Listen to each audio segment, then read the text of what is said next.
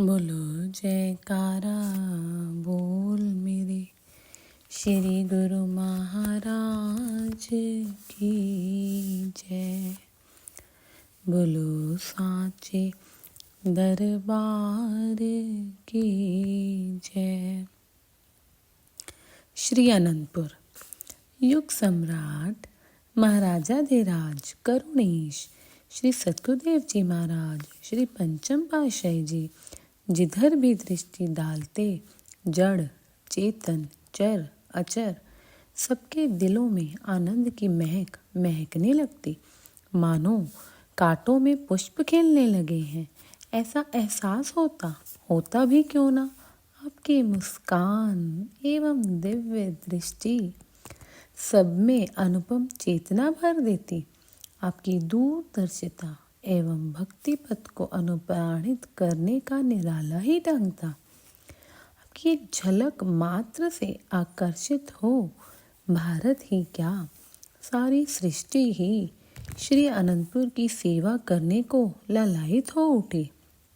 श्री सतगुरुदेव जी महाराज श्री तृतीय पातशाही जी ने श्री आनंदसर महातीरथ को बनाने की धूम मचाई और सेवा के लिए रिद्धियां सिद्धियां और संस्कारी जीवों ने यहाँ स्थान पाया और भक्ति का भरपूर लाभ उठाया। अब श्री अनंतपुर की सेवा भक्ति की ज्योति देश विदेश में प्रकाशित करने के लिए आपने श्री पंचम पातशाही जी विराट विकास करने का संकल्प किया। इसके लिए सब प्रकार से दैवी शक्तियों ने मानव रूप धारण कर आपके श्री चरणों में के अनुयायी बनने एवं सेवा के सुअवसर को प्राप्त करने के लिए स्वयं को समर्पित किया। ऐसा लगता था मानो सतयुग त्रेता द्वापर के सभी प्रेमी गुरुमुख जिनकी प्रभु प्राप्ति की तपस्या में कमी रह गई थी, वे सब समय अनुसार अपनी सेवा प्रस्तुत करने आ रहे हैं। हर क्षेत्र में सर्वांगीण विकास होने लगा। कवि, लेखक, artist, architect, engineer, doctor, principal, अध्यापक, मिस्त्री आदि सब एक से एक बढ़कर श्री चरणों में समर्पित होने एवं सेवा के सुअवसर से स्वयं को कृतार्थ करने लगे। हर पर्व पर सैकड़ों श्रद्धालु गुरुमुख सेवा के लिए यहाँ ठहरने लगे। श्री अनंतपुर की उत्तरोत्तर बढ़ती हुई पावन कीर्ति से जिज्ञासु दर्शनार्थी संगतों के लिए निर्मित स्थान कम पड़ने लगे। अभी कंटीली झाड़ियों से संपूर्ण क्षेत्र साफ नहीं हो पाया था। लाल मिट्टी के टीले, उबड़ खाबड़ सड़कें तथा मकान कच्चे थे। पक्के मकान बहुत कम थे। इन सबको विशाल रूप देकर सुरम्य भवन बनाने के लिए आपने सेवा के भंडार खोल दिए। श्री अनंतपुर में वैशाखी, श्री भंडारा, श्री चतुर्थ पातशाही जी महाराज जी के पुण्य स्मृति में श्री व्यास पूजा, दीपावली व माघी का पर्व मनाते। श्री प्रयागधाम में दशहरे का पर्व मनाया जाता। कुछ समय पश्चात श्री चतुर्थ पातशाही जी महाराज जी की पुण्य स्मृति में श्री भंडारा तथा माघी पर्व श्री प्रयागधाम में मनाया जाने लगा। इन पर्वों के बीच के अंतराल में आप श्री संतनगर तथा अन्य स्थानों पर जाकर श्री दर्शन व प्रवचन अमृत से जन जन में भक्ति का आलोक भरने लगे। ज्ञान के उदित सूर्य से अज्ञान तिमिर छटने लगा। भक्ति के अभिलाषी प्रेमी जिज्ञासु भ्रमर बन श्री दर्शन अमृत रस को पीते हुए न अघाते। सबने जीवन में एक नई स्फूर्ति को पाया। श्री अनंतपुर में व्यास पूजा एवं दीपावली का पर्व हर्षोल्लास से मनाया गया। आप पर्वों पर विशेष अवसरों पर आधा घंटा श्री वचन फरमाते। मुख्यतः उनका संक्षिप्त रूप दिया जाता है। सर्वप्रथम श्री व्यास पूजा के पर्व पर दोपहर 11 बजे श्री दर्शन खुले। गुरु पूजा के लिए विधान अनुसार पूजन किया गया। श्री मस्तक पर महात्मा योगात्मानंद जी ने केसर का तिलक लगाया, हार व पीताम्बर भेंट किए। श्री आरती पूजा का कार्यक्रम हुआ। महात्मा सुखात्मानंद जी ने व्यास गद्दी की व्यास पूजा का महत्व बताया। इस पावन वेला में श्री वचन हुए। संत सत्पुरुषों की शरण संगति और समीपता से जीव को सत्यता का ज्ञान होता है, सच्चाई की परख और पहचान होती है। सत्पुरुषों के उपकार से ही मनुष्य को अपने आप और अपने उद्देश्य का बोध होता है। आम संसारी जीवों को इस सच्चाई का ज्ञान नहीं होता, क्योंकि वे तो खाने पीने और इंद्रियों की इच्छा पूर्ति में ही रत रहते हैं। उन्हें सच्चाई का ज्ञान क्यों नहीं होता? क्योंकि उन्होंने संतों की संगति नहीं की। सत्पुरुषों के संग में आकर ज्ञान का जो प्रकाश मिलता है, उस ज्ञान की ज्योति के सहारे मनुष्य अपने आप अपने अंदर वास्तविकता और सत्यता का अनुभव कर सकता है। ज्ञानेंद्रियों और कर्मेंद्रियों की शक्ति से यह काया देखती, सुनती और अनेक भोगों का रस लेती है। जब जीवात्मा शरीर से निकल जाती है, तब शरीर ये सब काम क्यों नहीं कर सकता? इससे स्पष्ट है कि शरीर के अंदर चेतन सत्ता कोई और है। साधारण लोग इस सत्यता से अपरिचित हैं। वे यथार्थ तत्व को नहीं जानते। इन तथ्यों की जानकारी जीव को सत्संग में मिलती है। यह शरीर ही नहीं अपितु काया में निवास करने वाली आत्मा है, जो समस्त शक्तियों का केंद्र बिंदु है। उसी केंद्र बिंदु से शक्ति की रश्मियाँ निकलकर शरीर और इंद्रियों के द्वारा सब कार्य चक्र को चला रही हैं। इस प्रबल चेतन सत्ता के अंदर होते हुए भी मानव देह और विलासिता के वश में क्यों हो जाता है? इसका कारण यह है कि देह और आत्मा के मध्य में एक तीसरा तत्व मन है, जो काया और आत्मा के प्रवाह को बदल देता है। यह मन देह को भोगों का दास बना देता है।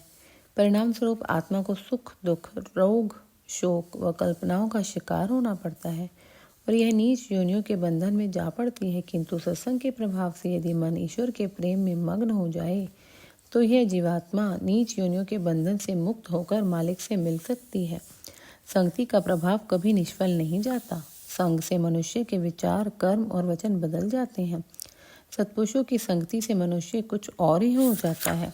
उसकी काया ही पलट जाती है। मानव जीवन का असली लक्ष्य पूर्ण हो जाता है। विद्वानों ने कहा है, इल्म कहते ही नहीं अल्फाज की पहचान को, इल्म वह है जो बताए जिंदगी की शान को। यथार्थ ज्ञान वही है जो अक्षरों के ज्ञान तक सीमित न रहे, अपितु मनुष्य में जीवन के पौष्टिक तत्वों का ज्ञान कराए।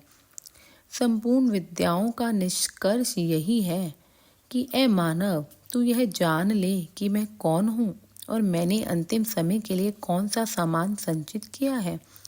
सभी शास्त्रों, ग्रंथों और पुस्तकों का सार यही है कि मनुष्य अपने अस्तित्व को पहचाने और अपने वास्तविक कार्य में जुट जाए। जब तक अपने आप की परख नहीं, जीव तब तक धोखे में पड़ा हुआ है। जब वास्तविकता का बोध हो जाता है, तो असल और नकल का पर्दा हट जाता है। संसारी पुरुष प्रायः वास्तविकता से अनभिज्ञ रहता है। मानुष देह जो प्राप्त हुई है, यह आत्मा के आधार पर काम करती है। इस आत्मा से मुक्ति का काम करना है। आत्मा स्वामी है और देह दासी है, परंतु भ्रम में पड़कर मनुष्य ने शरीर को स्वामी बना रखा है और आत्मा को दास। इस उल्टे काम का परिणाम भी उल्टा ही निकलेगा, अर्थात दुखों से छुटकारा पाने की जगह जीव दुखों में घिरता जाएगा। संसार के धंधों में भी देखा जाए तो जब कोई मनुष्य किसी को नौकर रखता है, तो नौकर ही स्वामी की सेवा में लगता है और उसे सब प्रकार से सुख सुविधा देता है। परंतु मन ने सारा क्रम ही उल्टा कर रखा है, अर्थात आत्मा को शरीर के विषयों के अधीन कर दिया है। इस दशा में आत्मा दासत्व से कैसे छूट पाएगी? जब से यह सृष्टि बनी है, क्या कोई एक उदाहरण भी दृष्टिगोचर हुआ है कि संसार की धन संपदा ने किसी का साथ दिया हो? नहीं, ऐसा कोई उदाहरण नहीं है। परंतु जिन्होंने अपनी आत्मा का साक्षात्कार कर लिया, उन्होंने आत्मा के साथ नाता जोड़कर शाश्वत सुख शांति को पाकर जीवन को मधुमय बना लिया। वे जगत में अमर हो गए।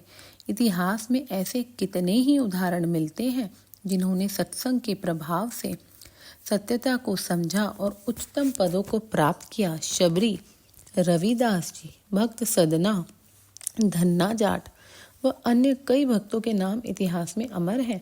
जिन पर सत्पुरुषों की कृपा हो जाती है, उन्हें सतपथ की पहचान हो जाती है और वे असत से पीठ मोड़कर सत की ओर पग बढ़ाते हैं, तो उनका जीवन बदल जाता है। वे सदा सच्चाई का सौदा और सच का व्यापार करते हैं। वे भूलकर भी माया के धोखे का शिकार नहीं होते। जब जीव को आत्मा का बोध हो जाता है, तो उसे अनुभूति होती है कि वह कितने बड़े धोखे में फंसा हुआ था। फिर वह आत्मा के कल्याण में प्राणपण से सचेत हो जाता है। दीपावली के पर्व पर खुला स्थान होने के कारण सर्दी अधिक थी। श्री अनंतपुर में मानो संगतों की बाढ़ आ गई। महाप्रभु जी ने टेंट लगवा दिए। प्रत्येक टेंट में 3 फुट गहरे गड्ढे खुदवाकर उनमें मोटे मोटे वृक्षों के तने की लकड़ी सुलगवा दी, ताकि आग गड्ढे के अंदर जलकर टेंट को गर्म बनाए रखे और बाहर चिंगारियां निकलकर टेंट को न जला सकें। कमरों में रहने वाली संगतें भी टेंटों में रहने की इच्छुक बनने लगी। सब गुरुमुख इतने प्रसन्न थे कि श्री गुरु महाराज जी माता पिता से अधिक हित चिंता करते हैं।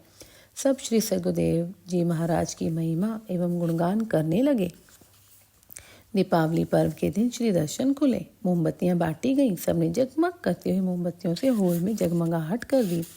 आपने श्री वचन फरमाए, आज दिवाली का शुभ त्योहार है। दिवाली की रात अंधेरी रात होती है। महापुरुष इस अंधेरी रात में भक्ति की रोशनी करते हैं। गुरुमुख जन उस भक्ति की रोशनी को अपने दिल में बसाते हैं और अपना जीवन सफल बना लेते हैं। यही सच्ची दिवाली है। संसारी लोग भी दिवाली मनाते हैं। वे दीपक जलाकर या किसी और साधन से थोड़ी देर के लिए बाहर की रोशनी कर लेते हैं और समझते हैं कि उन्होंने दिवाली मना ली, मगर बाहर रोशनी कर लेने से अंदर का अंधेरा तो दूर नहीं होता।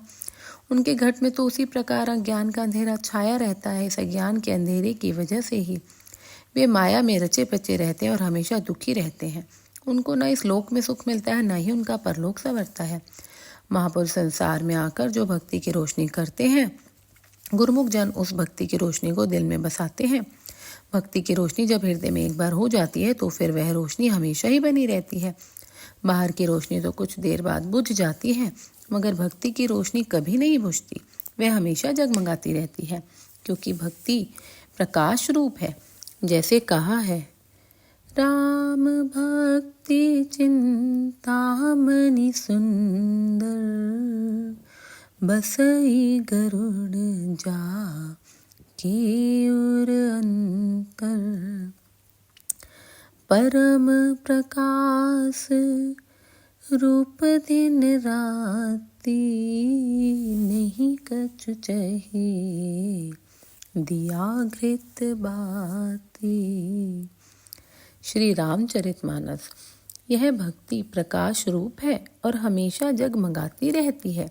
जैसे चिंतामणि हमेशा जगमगाती रहती है, यह भक्ति रूपी चिंतामणि दिए, घी और बत्ती की मोहताज नहीं है। जो गुरुमुख जन इस भक्ति रूपी चिंतामणि को हृदय में बसा लेते हैं, उनका हृदय हमेशा ही प्रकाश से भरपूर रहता है, जिससे दुख उनके नज़दीक नहीं आता और वे हमेशा ही खुशियों से भरपूर रहते हैं। राम भक्ति मणि उर बस जाके, दुख लवले से न सपने हूँ ताके। श्री रामचरितमानस। जो इस भक्ति को दिल में बसा लेते हैं, उन्हें सपने में भी दुख नहीं भासता। इसलिए गुरुमुख जन हमेशा इस बात का ख्याल रखते हैं कि हमने भक्ति को ही प्राप्त करना है। वह किस तरह से हो सकता है? वह तभी संभव है कि महापुरुष जिस प्रकार उन्हें चलाएं, जिस रास्ते पर चलाएं, गुरुमुख जन उस रास्ते पर चलते जाएं। महापुरुषों ने जो भक्ति के नियम बनाए हैं, वे इसलिए हैं कि उनको अपनाकर गुरुमुख जन भक्ति का धन इकट्ठा कर सकें और अपने जीवन का कल्याण कर सकें। गुरुमुख जन ही हैं जो हकीकत में दिवाली का त्यौहार मनाते हैं। क्यों? क्योंकि दिवाली के त्यौहार में वे असली चीज अर्थात भक्ति को प्राप्त करने का यत्न करते हैं। कहा है, चतुर सिरों मनि ते जग माही, जे मनि लागी सुजतन कराही। श्री रामचरितमानस। संसार में गुरुमुख ही चतुर हैं, बल्कि उनमें शिरोमणि है, क्योंकि वे इस भक्ति रूपी मणि को प्राप्त करने का यत्न करते हैं, जो इस लोक में भी हमेशा सुख देती है और परलोक में भी साथ जाती है। इसके लिए गुरुमुख जन महापुरुषों की आज्ञा के अनुसार चलते हैं, भक्ति के नियमों को अपनाते हैं, ताकि जीवन में भक्ति का धन एकत्र होता रहे। इस बात को मद्देनजर दृष्टिगत रखते हुए गुरुमुख जन हमेशा सतर्क रहते हैं, ख्यालों को दूसरी तरफ नहीं जाने देते।